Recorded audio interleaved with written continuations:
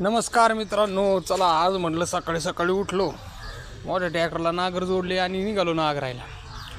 अद्रकीचं वावर होतं, मोकार तुडवलं होतं. काय करणार त्याला, लावला 4 व्हील रपसप लिमकनचा नागर आहे मोठा आपला. मग केली सुरुवात.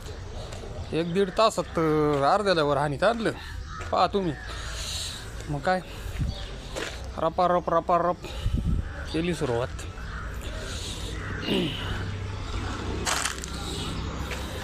पाहू शकता तुम्ही, एकदम फास्ट चालू आहे नागरटी, काही विशेष नाही. 53 ट्रॅक्टर आहे, 4 ड्राईव्ह, विशेष नाही. आता एकदम थोडं राहिले, आता फक्त काय 8 तासच राहिले.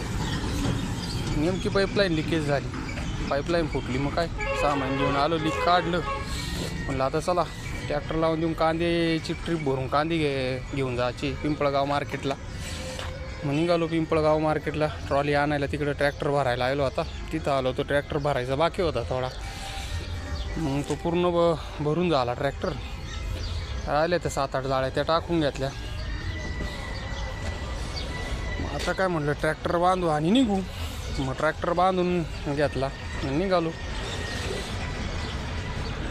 आता पिंपळगाव बसून तर मार्केटला जायचं आहे. मग मार्केटच्या गेटवर एंट्री मारली तर माझ्या आधी कुपन घ्यायला मोकार ट्रॅक्टर होते पहा तुम्ही. मग काय मध्ये घुसलो 2 नंबर शेडला. मग लावला ट्रॅक्टर. मग निलाव चालू झाले. 1135 रुपये कांदा गेला. मग काय आता खालीच करायचा, पैसे घ्यायचे, घरी निघायचे. 6000चा ट्रॅक्टर गेला 1300 रुपये. चांगला माल होता, आपलाही चांगलाच होता, पण आवक कास जास्त आहे आणि मार्केट पण कमीचे.